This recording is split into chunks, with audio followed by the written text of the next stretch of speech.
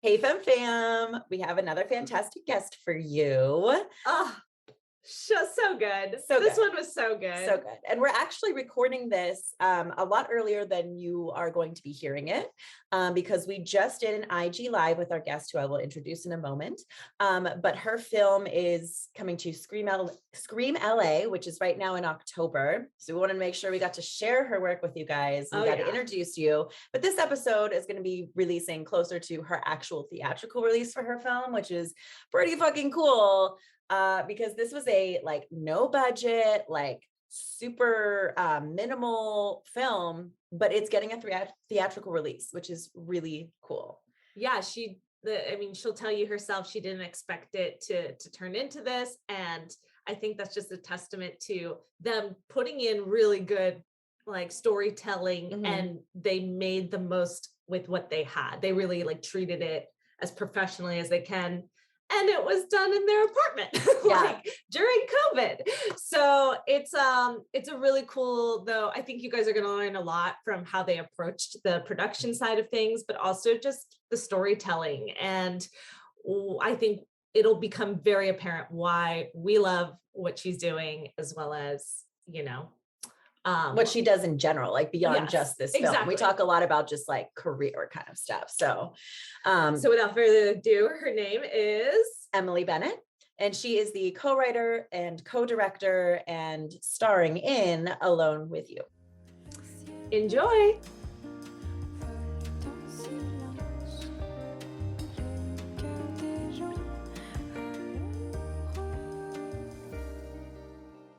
So thank you so much, Emily, for coming on today. Listeners, if you tuned in back when we did an IG Live with Emily, we talk all about her feature film, which we're going to talk about more today because it's getting closer and closer to release time for her now. So Emily, thank you so much for coming on.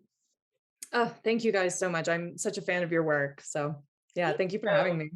Yeah, we're so excited to see Alone with You because whenever Matt Kelly, who introduced us to you, told us Yeah. about it, he was like, "You guys are gonna love this film. Like, it sounds like exactly your style and what you love to do. So I think you guys are gonna be super excited.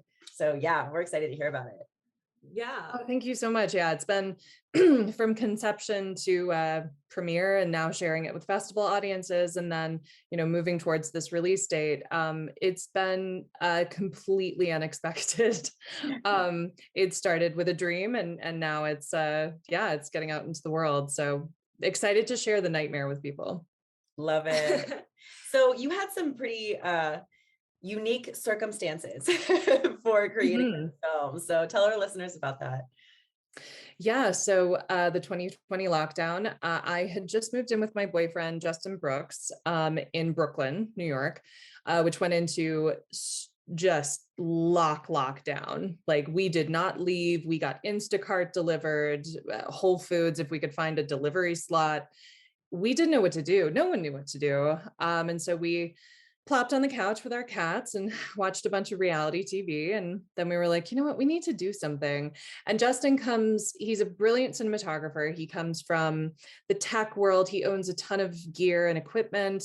And I come from the acting world. I trained at the Royal Academy of Dramatic Art. Probably my most famous classmate was Tom Hiddleston, Loki, who's an amazing guy. Yeah, but Wow. I come from like this classical theater background and Right. an appreciation for Black box theater as well as West End and Broadway. And so finding ourselves in this apartment together during lockdown, we looked at each other and we were like, we have to do something.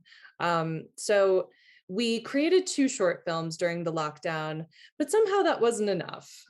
So we were, like a lot of people, we were supposed to be going into production on a different feature in 2020, and then lockdown happened. So our producers, Andrew Corkin and Theo James, who did Martha Marcy, May Marlene, We Are What We Are, they were ready to go with a different film, and we reached out to them and we were like, we have a crazy idea. Would you guys be into this? And they were like, tell us more. So the idea for Alone with You initially came from a short film that Justin had written. Male lead, totally different story, but ideas take time to incubate, and we couldn't start from scratch. We didn't want to start from scratch because it's too vast, right? It's like the blank page is the most terrifying thing. If you can do like, what am I going to do? We can do anything. Like that terrifies me. I was like, what do we have? Like, where can we jump off from? So we took this script, which bears almost no resemblance to the film that we made, turned the main character into a female, and figured, we didn't want to make a film about COVID, but we did want to make a film about the anxieties of the claustrophobia we were all feeling, the separation from all of the relationships that are dear to us in our lives and really define us. And when those relationships are taken away, who are we left with? And who are we? And how terrifying can we make that? So we wrote a scriptment. I was our AD. I negotiated our SAG contracts. We were one of 2 features to be greenlit in 2020 in New York, and set to work and shot all summer, taking about 2 days off. No crew other than myself and Justin. We co-wrote and co-directed, and somehow did not murder each other in the process. I'm Yeah. shocked. So you being a part of union, you still had to go like through an approval process for this film, or explain that to me. I'm a little not sure how that worked. 100%. No, it's very complicated. So Andrew was our producer, but he lives in LA and we're New York based. So none of us were traveling. All of us were terrified to travel, obviously. So I'm a producer as well. I'm a commercial producer, digital content, things like that. So I was like, you know what? I've negotiated SAG contracts before. I am SAG. So to do my due diligence for my union, I negotiate my own contracts sometimes if I'm producing. So basically what I did, and most of our talent was off site. So Barbara Crampton was remote, Dora Madison was remote, Emma Miles was the only person who would be kind of in the vicinity. And even then we still shot with her 6 feet away. We tested, we had a COVID officer on set on those days. But negotiating this contract was really tricky. I mean, SAG was understandably terrified to greenlight anything during this time. So I was talking to the head of theatrical contracts, Leif Larson, in the SAG office. And thankfully, the New York SAG office wasn't that busy at the time because nobody was shooting anything. That's true. So yeah, they, it's funny because they kept, we had a few conference calls when we were trying to go for a July 1st, like start date. And they kept saying like, you guys have to test, you have to COVID test like 3 times a week. And we were like, we live together. There are no other crew on set. And if you want us to go test, that's actually putting us in danger. To leave our apartment and like go to a doctor. It's so many people got sick at that time because it was just like, if you were already sick at that point, people were going to get tested. So during that time, especially, it was just such an influx. Well, and we didn't know as much as we know now. And people who were going to test were experiencing symptoms. So it was actually really dangerous. So I did find a company that is CDC approved that's like a mail-in kit. So we did that when Emma had to be on set, which was about 3 days total. So we mailed kits to her, to us. And those were very rare. That again, 3 days. Otherwise, I basically had to kind of just inculcate and remind SAG, like, we don't have a crew. This film, Alone with You, was literally shot with 2 people, with myself and my co-writer and co-director, Justin Brooks. So I was the gaffer, I was the AD, and the lead of the film. So yeah. I was like, that doesn't happen. What are you talking about? super chill set, totally. But the experience, I don't know, it's not the feature we expected to make for our first feature, and we have solo projects as well, but working together on this, people often ask, you're still together?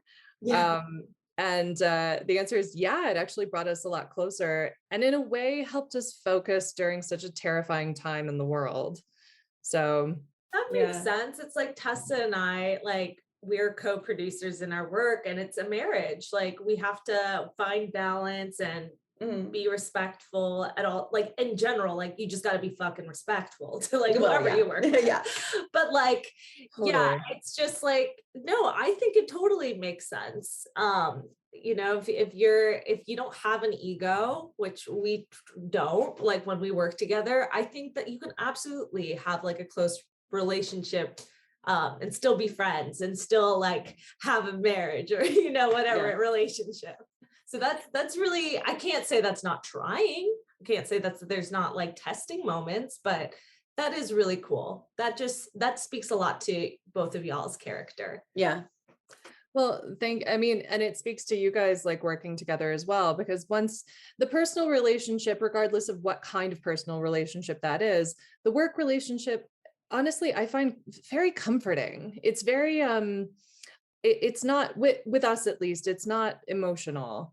It's all serving story. It's serving character and story. And as long as we hold that up, and that's our constant goal, to make the best film that we can, ego goes away. I love that.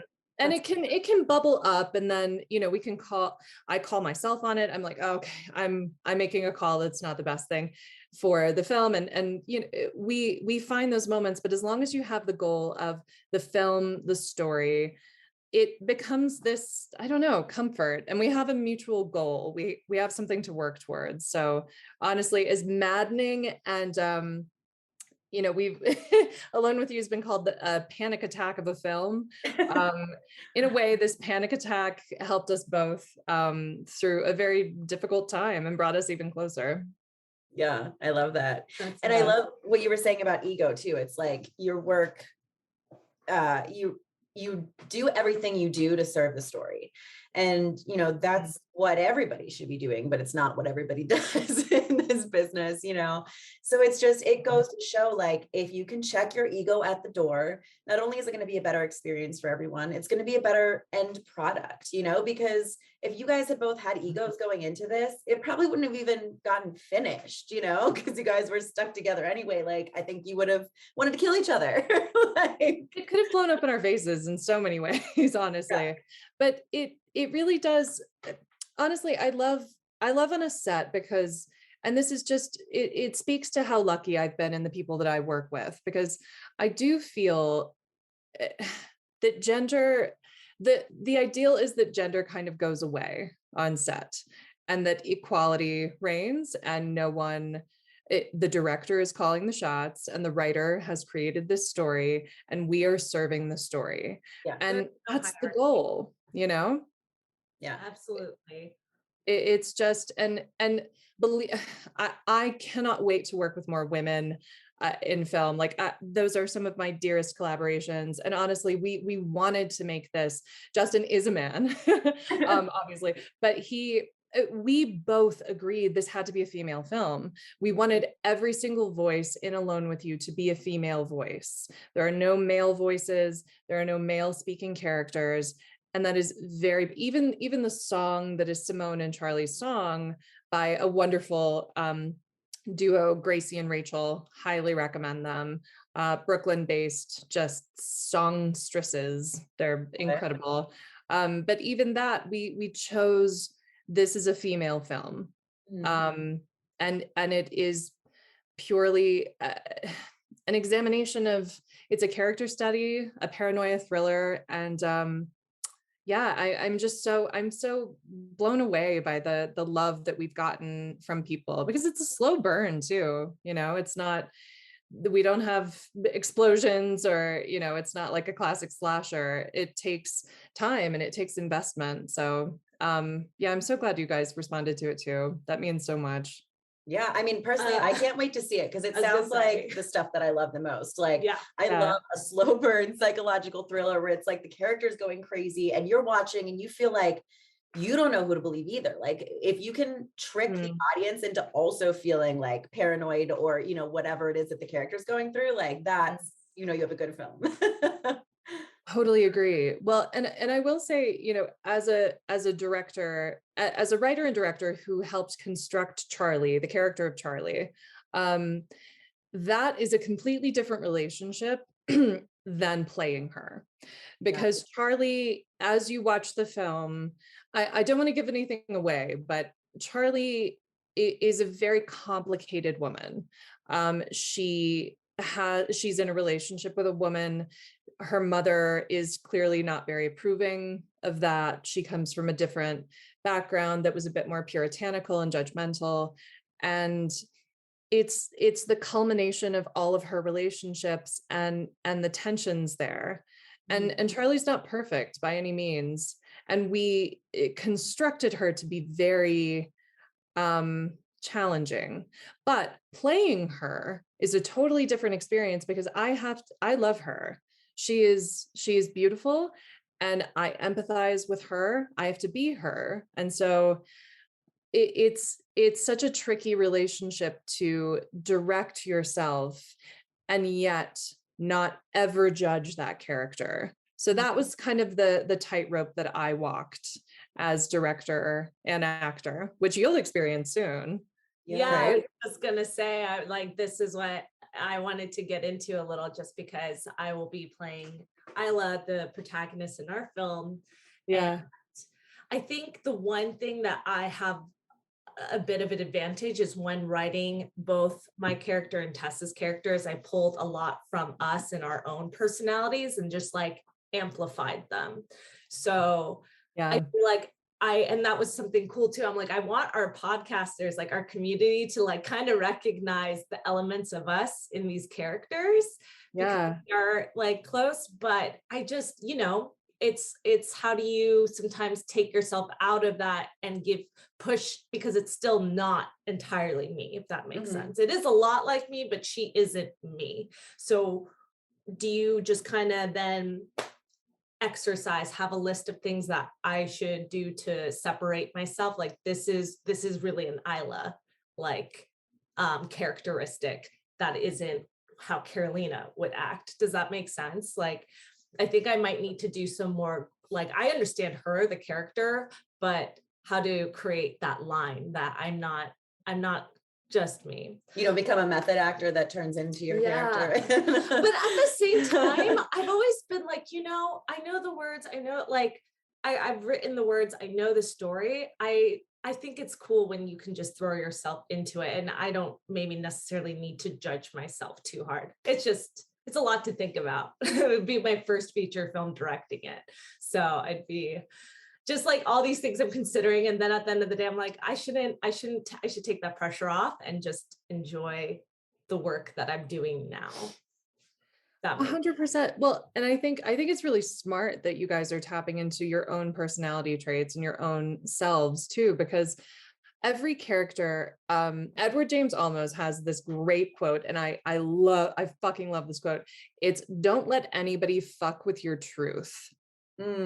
Don't let anybody fuck, basically, with that foundation, like that sense of no BS, that sense of self and where you're coming from, because that is the clarity in your eyes, that is the certainty in your voice, that is the decisions that you make, even if you're just getting a coffee. It's that truth, you know what I mean? And tapping into that is, it's so important, and it's what everything comes from. And if you can if you can really hold true what you find to be honest, and it's kind of this indefinable, like it's hard to describe, but to call it a truth, that's where you start with everything, I think. Unless you're playing someone who's just totally separated from reality, like completely. But I think it's so smart to tap into the qualities and the truth that you find in yourselves, and then to put yourselves in situations that you probably haven't been in before, because a film is like, why today? Why is this film happening today? It's something extraordinary is happening. That's why film exists. And it's finding that truth and then putting yourself there so that you can react genuinely, I think. Yeah, that's what I have found for myself. That's so well said. I love that. I mean, what's the Meisner quote? That's living truthfully moment to moment under imaginary circumstances. Exactly. Yeah, I mean that's Yeah. how Meisner defines acting, but like it's beyond just acting. It's creating a story. It deals with directors also have to be making sure that that truth is coming out, moment to moment from their actors. So Mhm. yeah. No, I Yeah. really love that.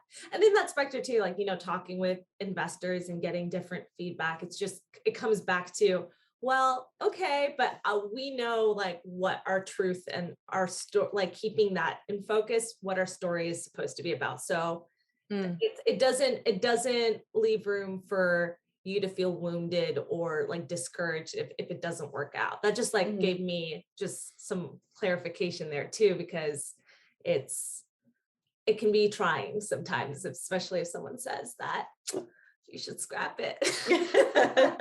Well, I mean, honestly, like I came up as an actor. I'm a rep screenwriter now. I've got a couple options out there. I'm working. I will always be an actor, but I will continue to work towards being primarily a writer director because I want to work with other actors. I love actors.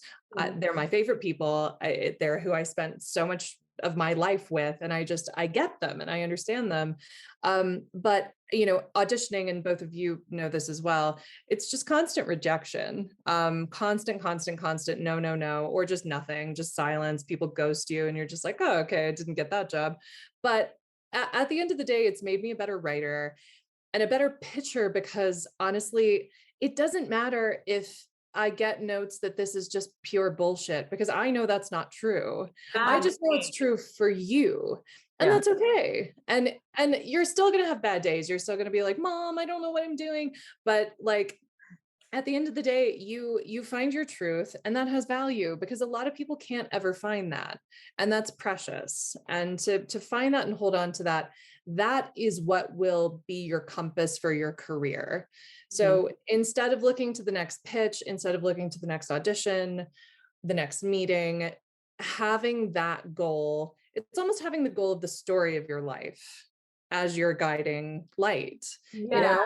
Yeah. And Yeah. finding that the truthful stories and the stories that mean so much to you, that will guide you along the way. And you'll meet people that shouldn't be a part of your journey anyway.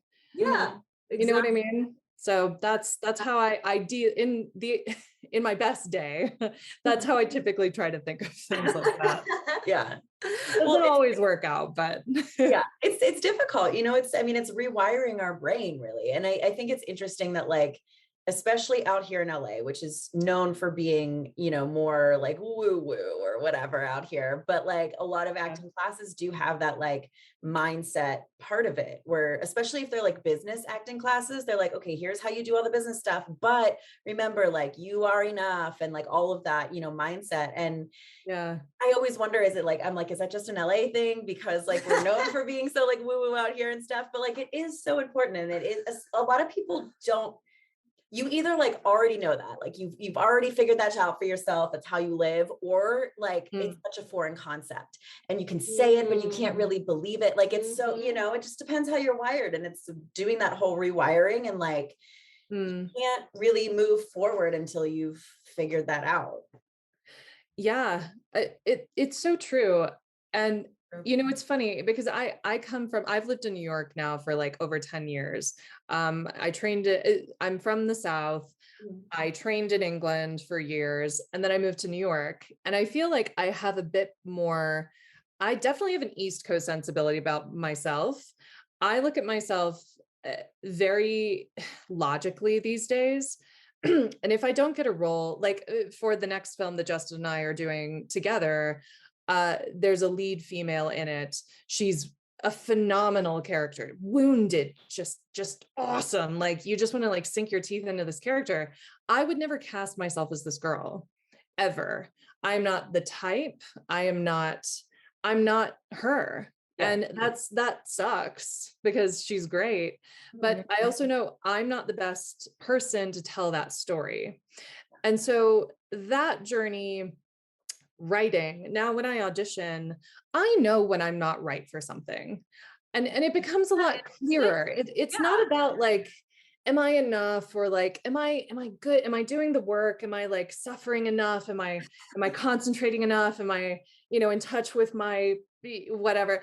Like sometimes I'm just not right for it. I look a certain way, and I'm probably not going to play certain types of characters unless I work towards that. Unless I'm like really trained, like I could bodybuild and I could be like, be like Sigourney Weaver and like Alien. I'm probably going to get cast as like I'm very pale, and I I get cast as like, kind of romantic wounded characters a lot, which is great. But if I want to change that, now I get to write that, and I get to create that. And now that I've started making my own work, people have started looking at me differently, because casting's just trying to tick boxes, you're trying to help them, but sometimes they can't see past what the self tape you're sending in, what you're able to show. So I think the fact that you guys are making your own work too is only going to help your career exponentially, because you can start to shift. You really can. You can start to shift how people see you, because you're taking that initiative. Absolutely. It's been so fucking cool. I'm not gonna lie. It's been really cool too. To learn production as a whole, I just feel so comfortable on set now, like in general, like I understand the space. I know what the director is looking for, because it's hard when sometimes as an actor, like I've seen it on set, they don't know what's happening in post. And like, since I edit now too, it's like, I know what he's not thinking of it as from the actor perspective, and I can understand that, but now I wouldn't second guess him, because I know exactly what he needs to get that shot, because it's the magic's going to be done in post-production. So just stay with the emotion, or you know what it is. So I just like love it so much now, because I can see the puzzle pieces, and like, it's cool because everyone's doing storytelling in their own way, and we can just like, I don't know, empower that, and like not feel lost, or like you said, just or feel upset if we don't get something. Carolina and I are excited to talk to you, fam, about one of our newest sponsors. We are obsessed longtime users, which makes us extra excited for us to share with you, fam. So if you're into filmmaking, and really, why else would you be here? You've probably already heard of Celtics. Whether you're creating a feature film, short film, episodic series, video ad, or really any kind of video content, Celtics' video production tools can help you break and structure your story, write and edit your script, and manage every step of the pre-production and production process. You can guide story ideation with digital index cards, write your script using one of 4 script templates, set the visual direction for your project using the storyboard tool, break down your script quickly and easily with script asset tagging, create daily shooting schedules, production calendars, and call sheets, manage budgets and track costs, and do it all from a secure, cloud-based, and team-focused online studio. Head to Celtics.com, that's CELTX.com, to create your free 2-project Celtics account. When you sign up, you'll get unlimited access to Celtics' full suite of tools for your first 7 days. Celtics, the all-in-one solution for script writing and video production planning.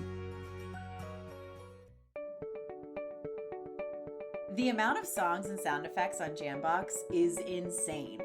I can't believe these are almost all exclusive to their database. Plus, you can use the stems to make your own. So many resources. It's wild and affordable. For the kind of indie films we make, we're probably only ever going to pay between $9.99 and $19.99 a month. That's cheaper than a lot of music we've licensed in the past. And the composers that created this music work for huge studios and creators. We're talking directors like Scorsese and global brands like DJI. That's huge. Yep, that's how you know they're good. And because they love creators, they gave us a discount code to share with our fam. 10% off with code FEMME10. Aw, how sweet. We love working with companies like Jambox that actually care and know what creators need, connecting filmmakers with ridiculously good music and sound effects. So check out jambox.io and remember to use our code FEMME10. That's FEMME 10. Well, and I think that appreciation for character in theater is it's so important because it gives you so many tools that you can use later. Mhm. But at the same time, I love what you said about learning about editing and understanding the post process, because that if you don't understand that, and as a younger film actor, like I would go into set and I had no, I thought the director was I didn't know what they were doing, because I was just like, Yeah, well, I just need to do exactly. the scene like a play, right? And then slowly, I trained with different film gurus, Bob Krakauer, who I recommend so highly. But you start to learn what post is and is about. And now I edit as well. And so Oh, finding moments, you start to understand that you're giving little puzzle pieces that will eventually make a greater picture. And once you understand that, you can give in, you can give into different processes, because directors work differently. I've worked with directors who want to go for 17 takes, and that's fine, and it's in a safe environment, not like a Kubrick, Shelley Duvall kind of situation, but like like do a lot of takes, and like Yeah. it's good to get a little tired and like do that. And then I know some directors who are just like, first take, we'll do 2 if we need to, and then we're moving. But once you kind of are familiar with the post process and all of the moving parts in film, you really can kind of give into moments, because film's about moments. That is, You know? yes, that's what I was trying to say. It's like, hold that moment. That's just what they need, because they'll do whatever they need to in post, and you got to just trust them. And that's, if you understand that process, it's easier to give in and trust it. So that's what I found, and exactly what you said. It's really cool to just be like, okay, I get it. I know it.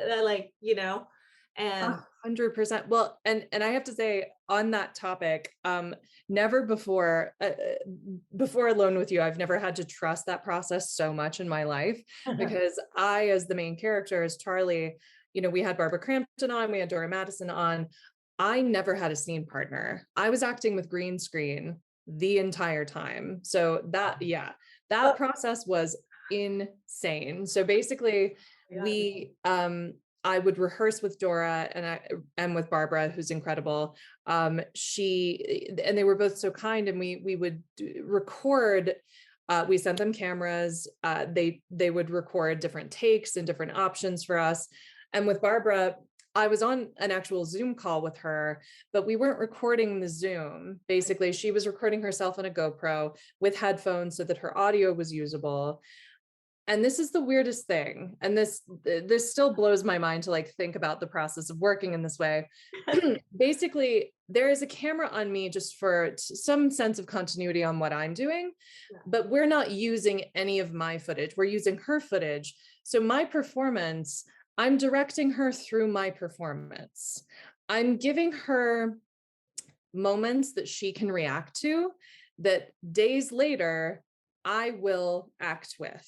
yeah. Okay. If that makes sense. No, it does, but that's Trippy. crazy. Yeah. So to go back to what we were talking, moments, like post, finding those moments in film, I had to fully trust that I was doing my job as an actor, and believing that when I was acting with the take that we had chosen for Barbara, for the mother character, volumes down, I can't even hear her, but I'm acting with her as if it's happening right now, because I had to watch it over and over and over again to have an idea of what she's doing, and then just green my screen out and go. My trust in my co-director, Justin, and in our editor, Ward Crockett, who I've worked with tons, I've never had to have so much trust in post in my life, because I was terrified that none of this was working. I feel the same. Yeah. But again, it's moments. And some of it didn't work, but those moments aren't in the film. And we had to pick out those moments, and somehow it's a conversation, it's a scene, it's a broken relationship between a daughter and a mother, and it becomes something greater than the sum of its parts. I can't wait to see it. The sound is amazing. I can't. I'm giving you all the secrets, like behind it. Yes, this is what Femme podcast is about. Absolutely. No, thank you. Like, we are always so gracious to our guests for being so open and sharing these secrets, because this is the money right here. Like these moments of like, how did you had a green screen in your apartment? You just like put one up? Like, I mean, with green screen, honestly, so I work with a VFX artist in Australia, Tim Bahrij. He is so great. I met him through a short of mine played the Sitges Film Festival a few years ago. I made dear friends with an Australian director there, and he put me in touch with Tim. So Tim, I go to for all of my VFX. And basically he like we're struggling because for our psychological thriller, not to cut you off, but is set in the near sci-fi future. So technology has advanced vastly. And so we're not trying to make anything super complicated, but we have some technological elements that we need to show. And like, I've learned that even having a VFX, VHS, yeah, my brain these days, is important to even like consult you on like getting those shots and stuff. So yeah, tell me more. How'd you build that with him? Yeah, I mean, honestly, green screen, it's not Marvel. It doesn't have to be like a big thing. A green screen is literally like my phone. Like you just download green, like it's called Key Green. Oh my God. And yeah, you just do it and we would just download. And I got like the aspect ratio he needed from him, but anything green he could replace. So basically, we did that so that in post it's so complicated, and an OTS shot, of me, like an over the shoulder shot of me acting with Barbara, we need to make those decisions in post so that the timing works out well. Because if I'm acting with a certain moment of her physically on my screen, it may not work in the edit because it's just so many moving pieces. So we need to put the exact moment that we need from her on the screen at the exact moment that I'm reacting to it. So green screen, literally, it literally means getting the color key green on your screen. And if you have a good VFX artist like we do, and I can totally like give you his contact information. He's just brilliant. I need that. That would be awesome. Oh yeah, he's so easy to work with too. He's incredible. You just have to deal with the time difference, which is kind of like, what time is it there? But he's just incredible. So that is literally what we did. There are a few actual green screen moments in the film, but no spoilers. Nice. Oh my God, no, of course. I'm so excited. And then you got picked up with distribution, like tell us about that whole process of once the film was finished, like how you did that. So it's a great question because it's so vital to making a film, because if you don't find distro, no one's going to see your film, which is terrifying. Like you spend your blood, sweat and tears and like, if no one's going to see it, it's just heartbreaking. So we were so fortunate. I love the horror community. I love women in horror. I find that they are so supportive and awesome. And like, there are no secrets. Like, how did you do this? Like, everybody's so open. Like secrets, it doesn't matter. Like everything is so available right now. It doesn't matter. Like, oh, I'm going to keep my secret of how I did that. Like, fuck that. That's so stupid. Thank you for saying that. Cause the people that guard that, I'm like, come on, like we're all in this together. It's not a competition. There's enough room for all of us. Like, 1000%. None of us are the same storytellers. So it's not a zero-sum game. I mean, rarely in anyone's life are you going to be pitted up against, it's like you or you. It's never the case. Everyone's journey is so different. So sharing information, it's kind and it's what you do. It's like part of being part of this community, especially as women, I think. So I'm super open. So I have awesome friends in the industry. Jen Wexler is a dear friend of mine. She directed The Ranger, and she took me to the Fantasia Film Festival up in Montreal a few years ago. So with our distro deal, our producer Andrew had been talking to many different companies, trying to find the best fit for us, who would like stand behind the vision of the film. And I remembered a guy that I had met up in Montreal at Fantasia. He's awesome. He named Josh Goldblum. He actually produced the new VHS film, VHS 94. Brilliant guy, like super like Justin, my co-director partner. Justin has tons of tattoos, shaved head, like he toured with punk bands for a long time. He looks super badass. I look super normal. But we like work well together. I But love I saw it. Josh. Oh yeah, it's we take cute pictures. But but I met Josh at Fantasia, and he looked a lot like Justin, and I was just like, oh, I'm not scared of guys with tattoos anymore. I'm gonna go talk to this guy. And so we just got to talking, and he was like, yeah, I work with this distro company sometimes. And I was like, cool. I didn't really know what that entailed at the time, because this is a few years ago. I had nothing to push or so anyway, fast forward, we finished the film. It's being accepted to different festivals, world premiere at Fantastic Fest, which is huge. And I ran into Josh on a virtual party, like a gather party. Like a lot of people are doing like Zoom parties now for like, and I ran into Josh, like quote unquote, ran into Josh. And he was just like, what have you been up to? I was like, well, we made a film. He was like, can I see it? And I was like, yeah. He watched it and he immediately sent it to Darkstar, and they were like, we want to rep this. So it's literally, I don't know what I'm doing as far as that goes. Like, I don't know how to like approach like cold call distro companies. No idea how you do that.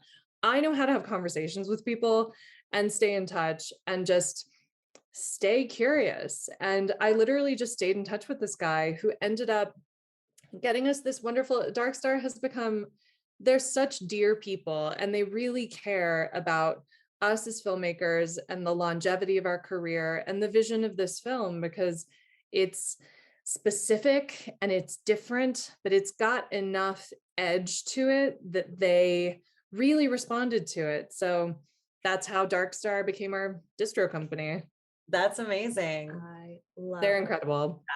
I love hearing stories like that, because I think that's how it ends up happening more often than not. It's not the cold calling. It's like we met, we talked, we stayed in touch, we build a relationship, and here we are. And it could be, I love that too. It's not like you guys were even super close. It's literally things happen. You keep putting yourself out there, you keep, connecting with others. I believe that you can bridge those connections, even if you don't think you are doing it. Like you said, like you didn't really know what you were getting, who you were really talking to, or where that was going to lead you.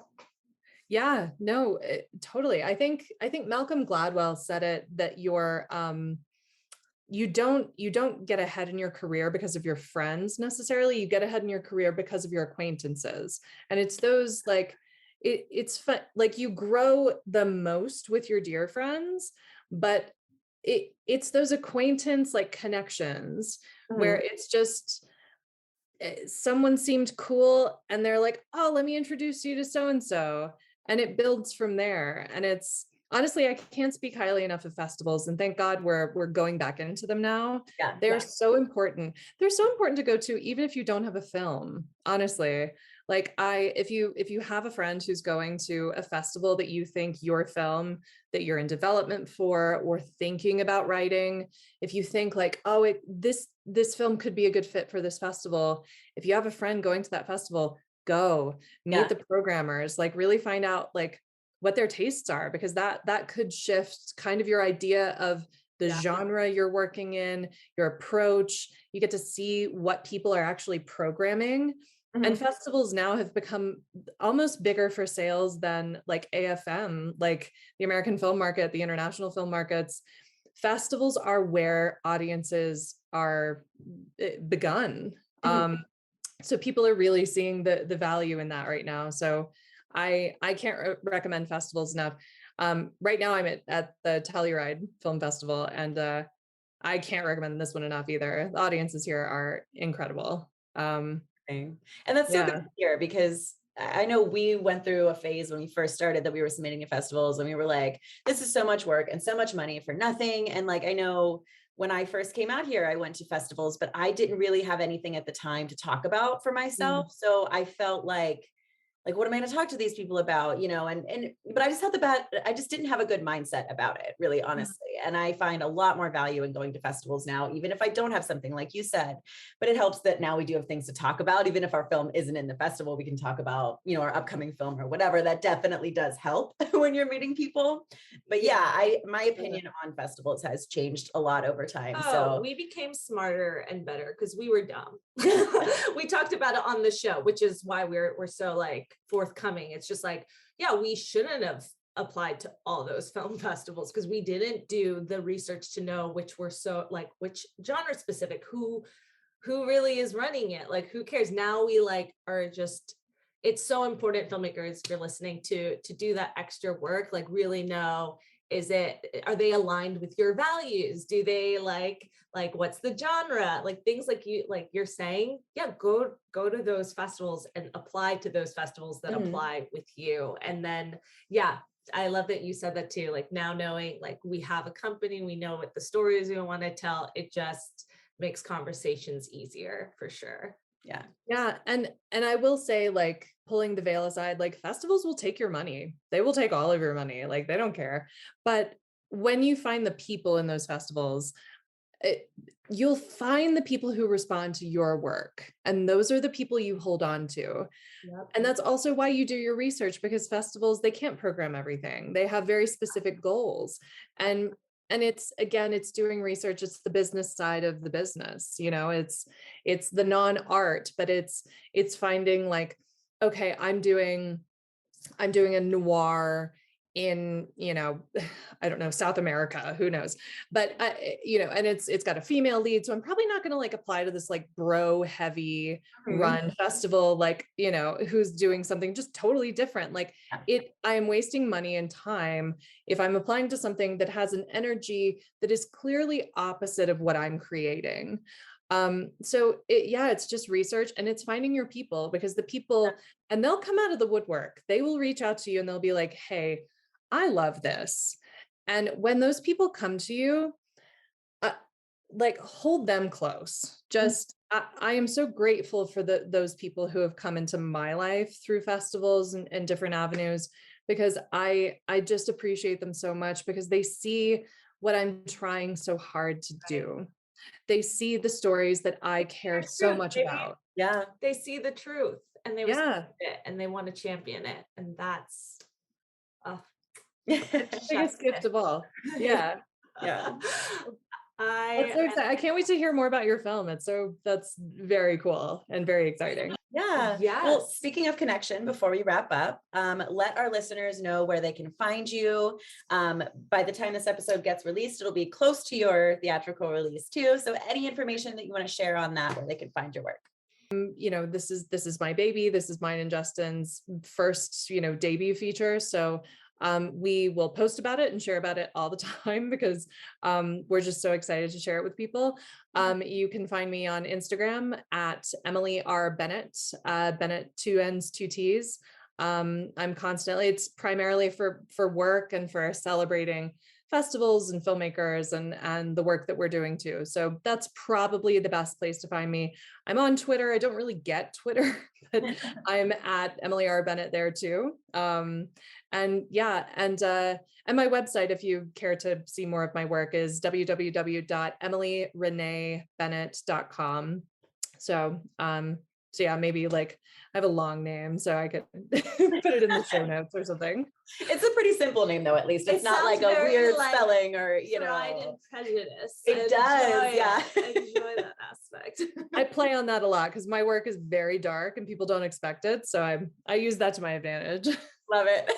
Oh, I love it. I know. I really love your look. It's like definitely innocent, but I can't wait to see you on screen, because I know like there's that's something else that you can channel that's darker and just more grittier. Like I love, guys, I wish you can see her beautiful face on this Zoom. She is fresh faced. She is just angelic. And I'm so excited to see this film.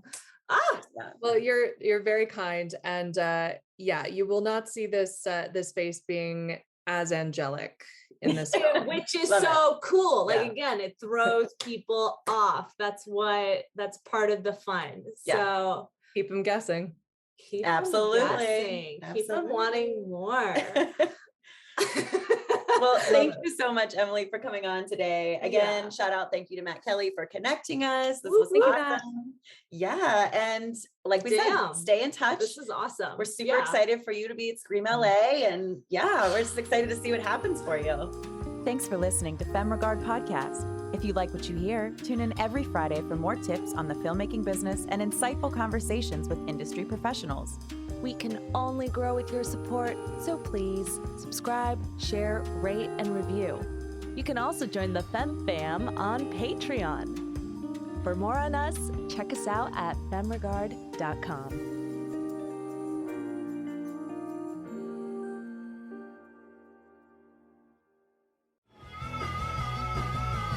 You're listening to the Geekscape Network.